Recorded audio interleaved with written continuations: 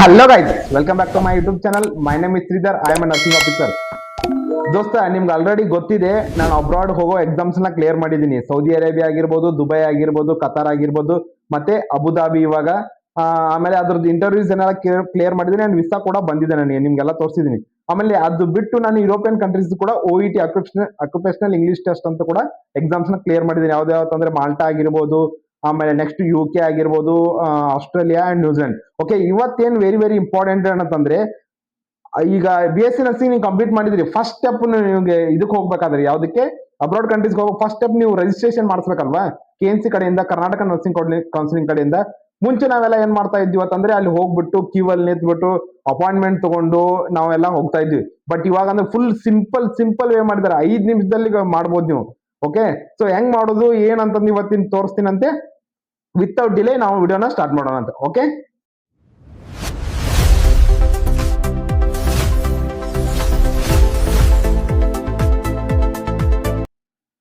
Okay. ದೋಸ್ತ, ಇವತ್ತು ಫಸ್ಟ್ಗೆ ನೀವು ಏನು ಮೊಬೈಲ್ ಅಲ್ಲಿ ಅಪ್ಲಿಕೇಶನ್ ಏನಾದ್ರು ಹಾಕ್ಬೇಕಂತಂದ್ರೆ ಏನ್ ಈಸಿ ಇರುತ್ತೆ. ಏನಂತ ಫಸ್ಟ್ಗೆ ಪ್ಲೇ ಸ್ಟೋರ್ ಅಲ್ಲಿ ಹೋಗ್ಬೇಕು. ಓಕೆ, ಪ್ಲೇ ಸ್ಟೋರ್ ಅಲ್ಲಿ ಹೋಗ್ಬಿಟ್ಟು KSNC ಅಂತ ಹೇಳಿ ಒಂದು ಆ್ಯಪ್ ಬರುತ್ತೆ, ಕರ್ನಾಟಕ ನರ್ಸಿಂಗ್ ಸ್ಟೇಟ್ ಕೌನ್ಸಿಲಿಂಗ್ ಅಂತ ಹೇಳಿ. ಓಕೆ, ಅದನ್ನ ಆ್ಯಪ್ ನ ಓಪನ್ ಮಾಡ್ಕೊಳ್ಳಿ. ನಾನು ಆಲ್ರೆಡಿ ಅದನ್ನ ಆ್ಯಪ್ ನ ಏನ್ ಮಾಡಿದೀನಿ ಅಂತಂದ್ರೆ ಡೌನ್ಲೋಡ್ ಮಾಡ್ಕೊಂಡಿದ್ದೀನಿ. ಡೌನ್ಲೋಡ್ ಮಾಡ್ಕೊಂಡು ಇನ್ಸ್ಟಾಲ್ ಮಾಡ್ಕೊಂಡಿದ್ದೀನಿ. ಸೊ ನೀವು ಡೌನ್ಲೋಡ್ ಮಾಡ್ಕೊಂಡು ಇನ್ಸ್ಟಾಲ್ ಮಾಡ್ಕೊಳ್ಳಿ. ಆಮೇಲೆ ನೆಕ್ಸ್ಟ್ ಓಪನ್ ಮಾಡಿ. ಓಕೆ, ಓಪನ್ ಮಾಡಿದ್ಮೇಲೆ ಇಲ್ಲಿ ಏನ್ ಕೇಳುತ್ತಂದ್ರೆ ಯೂಸರ್ ID, ಒಂದು ಯೂಸರ್ ID ಕೇಳುತ್ತೆ. ಆಮೇಲೆ ಇನ್ನೊಂದು ನಿಮ್ದು ಕೆಳಗಡೆ ಪಿನ್ ಕೇಳುತ್ತೆ. ನೀವು ಏನಾದ್ರೂ ರಿಜಿಸ್ಟರ್ ಅಲ್ಲಿ ಮಾಡ್ಕೊಳ್ಳಿಲ್ಲ ಅಂತಂದ್ರೆ ಯೂಸರ್ ID ಮತ್ತೆ ಪಿನ್ ನಿಮ್ಮ ಹತ್ರ ಇರಲ್ಲ. ಸೊ ನೀವೇನ್ ಮಾಡ್ಬೇಕು, ಫಸ್ಟ್ ರಿಜಿಸ್ಟರ್ ಮಾಡ್ಕೊಳ್ಳಿ. ರಿಜಿಸ್ಟ್ರೇಷನ್ ಮಾಡ್ಕೋಬೇಕಂದ್ರೆ ಅದೇ, ನೀವು ಹುಡುಗ ಇದ್ದೀರ ಅಂದ್ರೆ ಮಿಸ್ಟರ್, ಆಮೇಲೆ ನೆಕ್ಸ್ಟ್ ಹುಡುಗಿ ಇದ್ದಳಂದ್ರೆ ಮಿಸ್ಸಸ್, ಆಮೇಲೆ MS ಏನಂತಂದ್ರೆ ಲೈಕ್ ಇನ್ನು ಇವರು ಅವರು ಡಿಸೈಡ್ ಆಗಿ ಇದು ಆಗಿರುತ್ತಲ್ಲ, ಅಂದ್ರೆ ಈ ಕಡೆ ಮೇಲು ಅಲ್ಲ ಫಿಮೇಲ್ ಅಲ್ಲ ಅಂತಂದ್ರೆ MS, ಅಥವಾ ಮದುವೆ ಆದವ್ರಿಗೆ ಮದುವೆ ಆಗದೆ ಇರೋರಿಗೆ ಯಾರಿಗಾದ್ರೂ ಬೇಕಾದ್ರೆ MS ಕೊಡ್ಬೋದು. ಬಟ್ MRS ಅಂತಿದೆಯಲ್ಲ, ಅದು ಓನ್ಲಿ ಮದುವೆ ಆದವ್ರಿಗೆ ಮಾತ್ರ ಕೊಡ್ಬೇಕು. ಸೊ ಅದು ಇಂಪಾರ್ಟೆಂಟ್. ಓಕೆ, ಇವಾಗ ನಾನು ಹುಡುಗ ಆಗಿರೋದ್ರಿಂದ ಮಿಸ್ಟರ್ ಕೊಡ್ತೀನಿ. ಆಮೇಲೆ ನನ್ನ ಹೆಸರು ಹಾಕ್ಬೇಕು. ನನ್ನ ಹೆಸರು ಏನಂತಂದ್ರೆ ಶ್ರೀಧರ್, SHRDHAR, ಶ್ರೀಧರ್ ಅಂತ. ಓಕೆ, ನೆಕ್ಸ್ಟ್ ನನ್ ಫುಲ್ ನೇಮ್ ಇದ್ರಲ್ಲಿ ಹೆಂಗಿರುತ್ತಲ್ಲ ನಿಮ್ ಮಾರ್ಕ್ಸ್ ಕಾರ್ಡ್ ಅಲ್ಲಿ, ಸೇಮ್ ಅದು ಹಾಕ್ಬೇಕಿಲ್ಲಿ, ನಂದು ಸುತ್ತಗುಂಡಿ ಅಂತ. ಸೊ ಅದನ್ನ ನಾನು ಹಾಕಿದೆ. ನೆಕ್ಸ್ಟ್ ಅದಾದ್ಮೇಲೆ ನಿಮ್ದು ಕೋರ್ಸ್ ಟೈಪ್ ಯಾವ್ದು, ಯಾವ ಕೋರ್ಸ್ ನೀವು ಮಾಡ್ತಾ ಇದ್ದೀರಾ? BSc ಗೆ. ಓಕೆ, ನಾವೊಂದು BSc. ಸೊ ನಾವು BSc ಹಾಕ್ತೀನಿ. ಆಮೇಲೆ ನಿಮ್ ಮೊಬೈಲ್ ನಂಬರ್ ಹಾಕ್ಬಿಟ್ಟು ವೆರಿಫೈ OTP ಕೊಟ್ಬಿಟ್ರೆ ಏನಾಗ್ಬಿಡುತ್ತೆ, ನಿಮ್ದು ರಿಜಿಸ್ಟರ್ ಆಗ್ಬಿಡುತ್ತೆ. ಸೊ ಆ ಟೈಮಲ್ಲಿ ಏನ್ ಮಾಡ್ಬೇಕು ನೀವು, ಅದನ್ನೇ ತಗೊಂಡ್ಬಿಟ್ಟು ಎಲ್ಲಿ ನೀವು ಯೂಸರ್ ID ಮತ್ತೆ ಪಿನ್ ನಂಬರ್ ಅಲ್ಲಿ, ಅದಾದ್ಮೇಲೆ ನೆಕ್ಸ್ಟ್ ಸ್ಟೆಪ್ ಹೋಗುತ್ತೆ ರಿಜಿಸ್ಟ್ರೇಷನ್. ಅವಾಗ ನಿಮ್ದು ಮೇಲ್ ID ಹಾಕ್ಬೇಕು ಮತ್ತೆ ಪಿನ್ ನಂಬರ್ ಹಾಕ್ಬೇಕು. ಸೊ ಇವಾಗ ನಂದು ಈಗ ಆಲ್ರೆಡಿ ಇದೆ. ಸೊ ಇವಾಗ ನಾನು ಓಪನ್ ಮಾಡಿ ತೋರಿಸ್ತೀನಂತೆ ನಿಮ್ಗೆ. ಓಕೆ,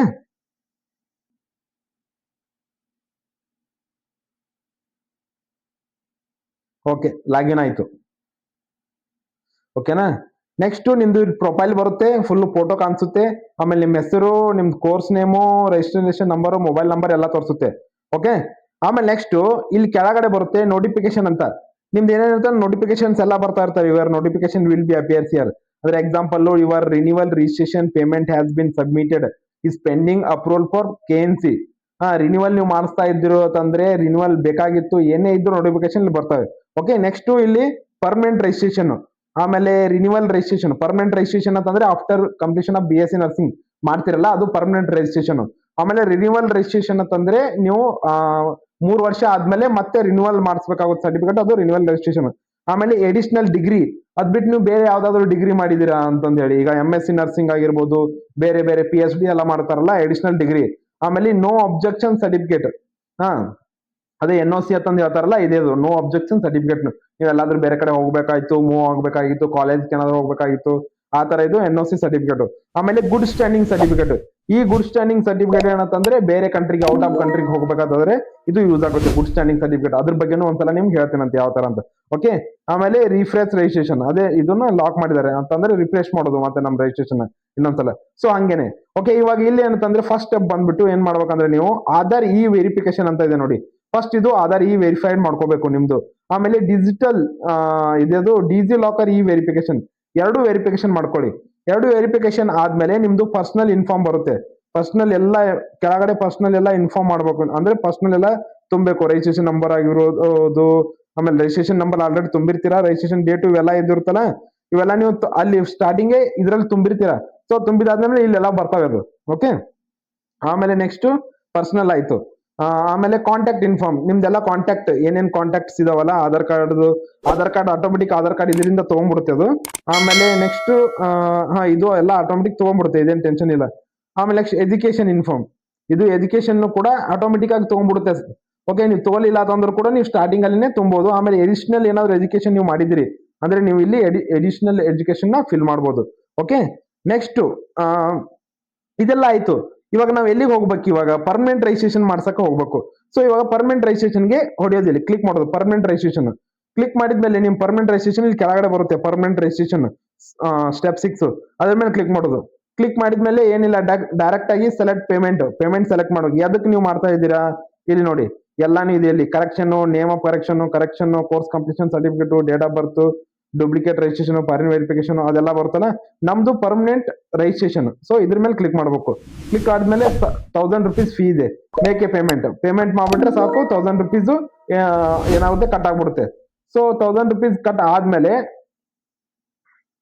ನೆಕ್ಸ್ಟ್ ನಿಮ್ಗೆ ಒಂದು ಸ್ಲಿಪ್ ಬರುತ್ತೆ, ಯಾವುದು ಪೇ ಸ್ಲಿಪ್ ತುಂಬಿರೋದು. ಅದು ಎಲ್ಲಿ ನೀವು ನೋಡ್ಬೇಕಂತಂದ್ರೆ ಇಲ್ಲಿ ರೆಸಿಪ್ಟ್ಸ್ ಅಂತ ಇದೆ ನೋಡಿ, ರೆಸಿಪ್ಟ್ ಅದೆಲ್ಲ. ಈ ರೆಸಿಪ್ಟ್ ಅಲ್ಲಿ ಹೋಗ್ಬಿಟ್ಟು ನೋಡಿದ್ರೆ ನಿಮ್ದು ಏನೇನ್ ಮಾಡಿದ್ರ, ನೀವು ಮುಂಚೆ ಯಾವ್ಯಾವ್ದು ಅಪ್ಲೈ ಮಾಡಿದ್ರೆ ಏನೇನ್ ತಗೊಂಡು ಎಲ್ಲ ಬರುತ್ತೆ.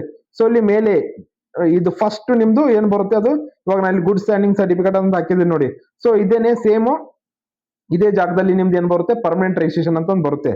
ಸೊ ಪರ್ಮನೆಂಟ್ ರಿಜಿಸ್ಟ್ರೇಷನ್ ನಿಮ್ಗೆ ರೆಸಿಪ್ಟ್ ಬೇಕಾಯ್ತು ಅಂದ್ರೆ ಕ್ಲಿಕ್ ಮಾಡ್ಬಿಟ್ಟು ನೀವೇನ್ ಮಾಡ್ಬೋದು, ಡೌನ್ಲೋಡ್ ಮಾಡ್ಬೋದು ರಿಜಿಸ್ಟ್ರೇಷನ್. ಆಮೇಲೆ ಅಪ್ರೂವಲ್ ಸ್ಟೇಟಸ್ ಕೂಡ ಇಲ್ಲಿ ನೋಡ್ಬೋದು ನೀವು, ಅಪ್ರೂವಲ್ ಆಗಿದೆಯೋ ಇಲ್ಲೋ ಅಂತೇಳಿ.